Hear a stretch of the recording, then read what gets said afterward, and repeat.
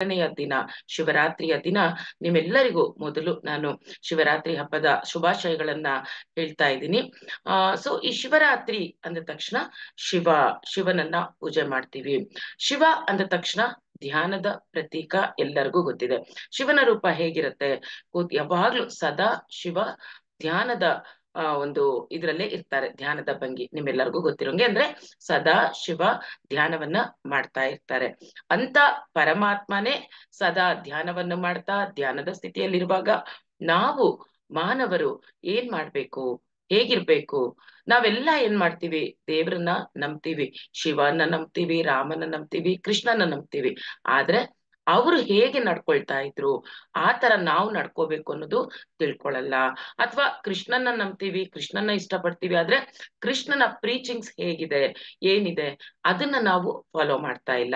ಹಾಗೆ ರಾಮನ್ನ ನಂಬ್ತೀವಿ, ರಾಮನ ಗುಣಗಾನ ಮಾಡ್ತೀವಿ, ಎಲ್ಲಾ ಮಾಡ್ತೀವಿ, ಆದ್ರೆ ರಾಮ ನಡ್ಕೊಂಡ್ ಬಂದ ರೀತಿ ಹೇಗ್ ನಡ್ಕೊಳ್ತಾ ಇದ್ರು ಇದನ್ನ ನಾವು ಬೆಳೆಸ್ಕೊಳಲ್ಲ, ನಮ್ಮಲ್ಲಿ ಅಳವಡಿಸ್ಕೊಳಲ್ಲ. ಸೊ ನಾವೆಲ್ಲ ತಿಳ್ಕೊಬೇಕಾಗಿರೋದು ಫಸ್ಟ್ ಪಾಯಿಂಟ್ ಏನು ಅಂತಂದ್ರೆ, ನಾವೆಲ್ಲರೂ ಸಹ ಪರಮಾತ್ಮರಾಗಬೇಕು. ಈಶ್ವರ ಶಿವ ಅಂತಂತಂದ್ರೆ ಪರಮಾತ್ಮ. ಸೊ ನಾವೆಲ್ಲ ಆತ್ಮಸ್ವರೂಪಿಗಳು. ಕೇವಲ ಈ ದೇಹ ಅಲ್ಲ. ನಾನು ಅಂತಂದ್ರೆ ದೇಹ, ಮನಸ್ಸು, ಬುದ್ಧಿ, ಆತ್ಮ. ಸೊ ನಾವೆಲ್ಲ ಆತ್ಮಸ್ವರೂಪಿಗಳು ಅಂತ ತಿಳ್ಕೊಂಡಿದೀವಿ, ಆತ್ಮ ಅಂತ ಗೊತ್ತು. ಈ ಆತ್ಮವನ್ನ ಪರಮಾತ್ಮನಾಗಿ ಮಾಡ್ಕೊಳ್ಳೋದು ಹೇಗೆ ಅದು ನಾವು ತಿಳ್ಕೊಂತಾ ಇಲ್ಲ. ಸೊ ನಾವೆಲ್ಲರೂ ಪ್ರತಿಯೊಬ್ರುನು ಈ ಆತ್ಮನನ್ನ ಪರಮಾತ್ಮ ಆಗ್ಬೇಕು. ನಾವೆಲ್ಲ highest level of soul reach ಆಗ್ಬೇಕು. ಪ್ರತಿಯೊಬ್ಬರು ಸಹ ಪರಮಾತ್ಮನನ್ನ ಪೂಜಿಸ್ತಾ ಕೂತ್ಕೊಳ್ಳೋದಲ್ಲ, ನಾವೇ ಪರಮಾತ್ಮ ಆಗಬೇಕು. ಹೇಗ್ ನಾವು ರಾಮ, ಶಿವ, ಕೃಷ್ಣ ಇವರೆಲ್ಲರನ್ನು ಗುರುತಿಸ್ತೀವಿ, ಎಲ್ಲಾ ದೇವರುಗಳನ್ನ ಗುರುತಿಸ್ತೀವಿ, ಆದ್ರೆ ನಮ್ಮೊಳಗಿರೋ ದೈವತ್ವವನ್ನ, ನಮ್ಮೊಳಗಿರೋ ದೇವರನ್ನ ನಾವು ಗುರುತಿಸ್ಕೊಂಡಿಲ್ಲ. ಸೊ ಹಾಗಾಗಿ ನಾವು ಈ ಶಿವರಾತ್ರಿಯಿಂದ ಈ ಒಂದು 41 ದಿನದ ಮಾರ್ನಿಂಗ್ ಮೆಡಿಟೇಷನ್ ಚಾಲೆಂಜ್ ಏನ್ ತಗೊಂಡಿದೀವಿ, ಈ ಮೆಡಿಟೇಷನ್ ಮಾಡ್ತಾ ಮಾಡ್ತಾ ನಮ್ಮಲ್ಲಿರೋ ದೈವತ್ವವನ್ನ ನಾವು ಬಡಿದೆಬ್ಸೋಣ. ಆ ದೈವಿ ಗುಣಗಳನ್ನ ನಾವು ಅಳವಡಿಸ್ಕೊಳ್ಳೋಣ.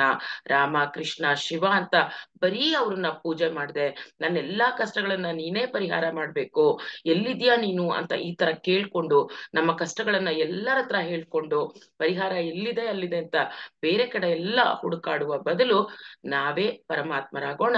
ನಮ್ಮ ಪ್ರತಿಯೊಂದು ಸಮಸ್ಯೆಗಳಿಗೆ ಉತ್ತರ ನಮ್ಮಲ್ಲೇ ಇದೆ ಅನ್ನೋದನ್ನ ತಿಳ್ಕೊಳ್ಳೋಣ. ಹೇಗ್ ತಿಳ್ಕೊಳ್ಳೋದು? ನಾವೆಲ್ಲ ಹೇಗ್ ಪರಮಾತ್ಮ ಆಗೋದು ಅಂತಂದಾಗ ಗೊತ್ತು, ದೈವಿ ಗುಣಗಳು ನಮ್ಮಲ್ಲಿದೆ ಗೊತ್ತು, ಅಳವಡಿಸ್ಕೋಬೇಕು ಗೊತ್ತು, ಆದ್ರೆ ಹೇಗೆ ಮಾಡೋದಿದು ಅಂತಂದಾಗ ನಾವೆಲ್ಲ ಈ ಧ್ಯಾನ ಅನ್ನುವ ಅಸ್ತ್ರವನ್ನ ಉಪಯೋಗಿಸ್ಕೋಬೇಕು. ಇದೊಂದು ಅದ್ಭುತವಾದ ಟೂಲ್ ಧ್ಯಾನ. ಸೊ ಈ ಧ್ಯಾನವನ್ನ ಇಟ್ಕೊಂಡು ನಾವೆಲ್ಲರೂ ಪರಮಾತ್ಮರಾಗೋಣ. ನಮ್ಮಲ್ಲಿರೋ ದೈವಿ ಗುಣಗಳನ್ನ ನಾವು ಪ್ರೇರೇಪಿಸಿಕೊಳ್ಳೋಣ. ಧ್ಯಾನ ಅಂದ್ರೆ ಹಲವಾರು ತರ ಧ್ಯಾನಗಳಿದೆ. ಹೇಳ್ತಾ ಹೋದ್ರೆ ಒಂದು 108 ತರದ ಧ್ಯಾನಗಳಿದೆ ಅಂತ ಹೇಳ್ತಾರೆ. ಆದ್ರೆ ಯಾವುದೇ ಒಂದು ಧ್ಯಾನ ಮಾಡಿದ್ರು ಮುಕ್ತಿಗೋಸ್ಕರ ಅದರಲ್ಲಿ ನಮಗೆ ಸರಿಯಾದ ಧ್ಯಾನ, ಸುಲಭವಾದ ಧ್ಯಾನ ಒಂದೇ ಇರೋದು ಆನಾಪಾನಸತಿ ಧ್ಯಾನ. ಸಹಜವಾದ ಶ್ವಾಸದ ಕಡೆ ನಮ್ಮ ಗಮನವನ್ನ ಇಟ್ಕೊಂಡು ಮಾಡುವಂತಹ ಧ್ಯಾನ ಒಂದೇ. ಸರಳವಾದ ಸುಲಭವಾದ ಮುಕ್ತಿ ಮಾರ್ಗವನ್ನ ತೋರಿಸುವಂತಹ ಧ್ಯಾನ ಒಂದೇ. ಇದು ನಮ್ಮ ಪತ್ರಿಜಿ ಗುರುಗಳು ಎಷ್ಟು ಎಲ್ಲಾ ತರದ ಎಕ್ಸ್ಪೆರಿಮೆಂಟ್ಸ್ ಮಾಡಿ, ಎಷ್ಟೋ ಪುಸ್ತಕಗಳನ್ನ ಓದಿ, ಎಲ್ಲಾ ತರದ ಧ್ಯಾನಗಳನ್ನ ಎಕ್ಸ್ಪೆರಿಮೆಂಟ್ ಮಾಡಿ ಕಂಡುಕೊಂಡಿರೋದು. ಅದನ್ನ ನಾವೆಷ್ಟೋ ಜನ ನಾವೀಗ ಅಳವಡಿಸ್ಕೊಂಡಿದ್ದೀವಿ. ಈ ಆನಾಪಾನಸತಿ ಧ್ಯಾನ, ಉಸಿರಾಟದ ಕಡೆ ಗಮನ ಕೊಡ್ತಾ ಮಾಡುವಂತಹ ಧ್ಯಾನ ಅದ್ಭುತವಾದ ಧ್ಯಾನ. ಎಷ್ಟೋ ಜನರನ್ನ ಟ್ರಾನ್ಸ್ಫಾರ್ಮ್ ಮಾಡಿರುವಂತಹ ಧ್ಯಾನ. ಎಷ್ಟು ಸುಲಭವಾದ, ಜಸ್ಟ್ ನಮ್ಮ ಉಸಿರಾಟದ ಕಡೆ ಗಮನ, ಸುಲಭ ಅಷ್ಟೇ. ಸೊ ಮಾಸ್ಟರ್ಸ್, ಇದು ಎಷ್ಟು ಸತ್ಯ ಅಂದ್ರೆ, ಸಕ್ಕರೆ ಸಿಹಿ ಅಂತ ಯಾರು ತಿಂದ್ರು ಹೇಳ್ತಾರಲ್ವಾ, ಸಕ್ಕರೆ ಸಿಹಿ ಅಂತ. ಸೊ ಅದೇ ತರ ಈ ಧ್ಯಾನ ಸರಳ ಸುಲಭವಾದ ಧ್ಯಾನ, ಅಷ್ಟು ಇಫೆಕ್ಟಿವ್ ಆಗಿರುವಂತಹ ಧ್ಯಾನ ಅನ್ನೋದು ಪರಮ ಸತ್ಯ. ಹೇಗೆ ಸೂರ್ಯ ಒಬ್ಬನೇ ಇರೋದು, ಸೂರ್ಯ ಇರೋದು ಸತ್ಯ, ನಮ್ಮ ಶರೀರ ಇರೋದು ಸತ್ಯ, ನಮಗೆ ಬರ್ತಿರುವ ಸುಖ ದುಃಖ ನಾವೇನ್ ಹೇಳ್ತೀವಿ ಹಾಗೇನೇನೆ ನಮಗೆ ಇರುವ ಉಸಿರು ಸತ್ಯ. ಆದರೆ ಈ ಒಂದು ಧ್ಯಾನವು ಸಹ ಆನಾಪಾನಸತಿ ಧ್ಯಾನ ಸತ್ಯ. ನಾವೆಲ್ಲ ತಿಳ್ಕೊಳ್ಳೇಬೇಕಾಗಿರುವಂತಹದ್ದು.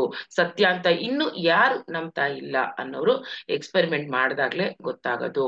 ಸೊ ಇವತ್ತೆಷ್ಟೋ ಜನ ಹೊಸಬ್ರು ಬಂದಿರ್ತೀರಾ, ಈ ಹೊಸಬ್ರೆಲ್ಲ ಈ ಒಂದು ಧ್ಯಾನವನ್ನ ಇವತ್ತು ಶುರು ಮಾಡಿದಿರಾ.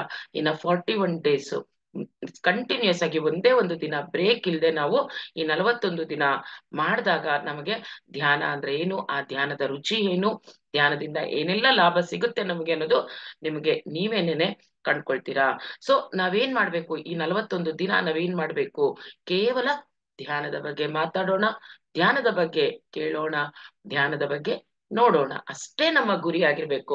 ಒಂದು 41 ದಿನ ಆದ್ಮೇಲೆ ಮತ್ತೆ ನಾವು ಅದರಲ್ಲಿ ಒಂದು ಪರಿಪೂರ್ಣತ್ವವನ್ನ ಎಷ್ಟೋ ಪಡೆದಿರ್ತೀವಿ. ಸೊ ಹಾಗಾಗಿ ನಮ್ಮ ಮನಸ್ಸನ್ನ ಬೇರೆ ಕಡೆ ಡೈವರ್ಟ್ ಮಾಡ್ಕೊಳ್ಳೋದು ಬೇಡ. ಧ್ಯಾನ ಅಂದ ತಕ್ಷಣ ಇದು ಬರೀ ಸನ್ಯಾಸಿಗಳೇ ಮಾಡೋದು, ಇನ್ನ ಬೇರೆ ಅಲ್ಲ, ಧ್ಯಾನ ಮಾಡ್ಬಿಟ್ರೆ ಸನ್ಯಾಸಿಗಳಾಗಿ ಹೋಗ್ಬಿಡ್ತೀವಿ, ಈ ಒಂದು ಅಪೋಹ ಸಹ ಎಷ್ಟೋ ಜನದಲ್ಲಿ ಇದೆ. ಇದು ಖಂಡಿತ ತಪ್ಪು. ಧ್ಯಾನವನ್ನ ಮಾಡ್ತಾ ಇದ್ರೆ ನಾವು ನಮ್ಮ ಲೈಫ್ನ ಇನ್ನ ಎಲ್ಲಾ ಕಡೆಯಿಂದನೂ ಎಂಜಾಯ್ ಮಾಡ್ತಾ ಬರ್ತೀವಿ. ಧ್ಯಾನ ಮಾಡಿದ ತಕ್ಷಣ ಖಂಡಿತ ಸನ್ಯಾಸಿಗಳಾಗಲ್ಲ. ನಾವು ಧ್ಯಾನ ಮಾಡ್ತಾ ಮಾಡ್ತಾ ಒಂದು ಅವೇರ್ನೆಸ್ ಅನ್ನ ಕಲಿತೀವಿ, ಅವೇರ್ನೆಸ್ ಅಲ್ಲಿ ಜೀವಿಸೋದನ್ನ ಕಲಿತೀವಿ, ನಮ್ಮನ್ನು ನಾವು ತಿಳ್ಕೊಳ್ತೀವಿ, ನಮ್ಮೊಳಗಿರೋ ಪೊಟೆನ್ಶಿಯಲ್ ಏನು ಅನ್ನೋದು ನಮಗೆ ಗೊತ್ತಾಗುತ್ತೆ. ಯಾವಾಗ ನಾವೇನು, ನಮ್ಮ ಆಲೋಚನೆಗಳೇನು, ನಮ್ಮ ಭಾವನೆಗಳೇನು, ನಾನು ಯಾಕೆ ಹುಟ್ಟಿದ್ದೀನಿ, ನನ್ನ ಜೀವನದ ಉದ್ದೇಶ ಏನು, ಇದೇ ನಮ್ಗೆ ಗೊತ್ತಿಲ್ದಿದ್ದಾಗ ಜೀವನದಲ್ಲಿ ನಾವು ಯಾವುದನ್ನು ಸರಿಯಾಗಿ ಸಾಧನೆ ಮಾಡಕ್ಕೆ ಆಗಲ್ಲ. ಹಾಗೆ ನಮ್ಮ ಜೀವನ ಯಾವಾಗ್ಲೂ ಸದಾ ದುಃಖದಲ್ಲಿ, ಬೇಜಾರಲ್ಲೇ ಇರ್ತೀವಿ, ಕಳೀತಾ ಇರ್ತೀವಿ. ಎಲ್ಲಾ ಕಷ್ಟಗಳು ನನ್ನೊಬ್ಬರಿಗೆ ಇದೆ ಅನ್ನುವ ಒಂದು ಭ್ರಮೆಯಲ್ಲಿ ನಾವು ಜೀವಿಸ್ತಾ ಇರ್ತೀವಿ.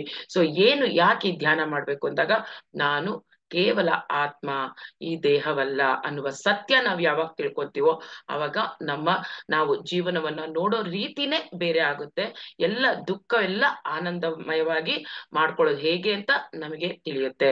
ಹೇಗೆ ನಮ್ಮ ದೇಹಕ್ಕೆ ಆಹಾರ ಬೇಕು, ಸ್ನಾನ ಬೇಕು, ಹಾಗೆ ನಮ್ಮ ಆತ್ಮಕ್ಕೆ ಈ ಧ್ಯಾನ ಅನ್ನೋದು ತುಂಬಾ ಇಂಪಾರ್ಟೆಂಟು. ಧ್ಯಾನ ಬೇಕೇ ಬೇಕು. ಸೊ ಈ ಧ್ಯಾನವನ್ನ ಮಾಡ್ತಾ ಮಾಡ್ತಾ ನಮ್ಮಲ್ಲಿ ಬದಲಾವಣೆಗಳನ್ನ ತಂದ್ಕೊಳ್ತಾ ನಾವು ಪರಮಾತ್ಮರಾಗೋಣ, ನಮ್ಮ ಆತ್ಮವನ್ನ ಉನ್ನತ ಸ್ಥಿತಿಗೆ ತಗೊಂಡು ಹೋಗೋಣ. ಸೊ ಈ ಶಿವರಾತ್ರಿಯಲ್ಲಿ ನಾವೇನ್ ಮಾಡ್ಬೇಕು, ಈ ಒಂದು ಶಿವರಾತ್ರಿಯ ದಿನದಿಂದ ನಾವು ಪರಮಾತ್ಮರಾಗೋಣ, ನಾವೆಲ್ಲರೂ ಪರಮಶಿವ ಆಗ್ಬಹುದು.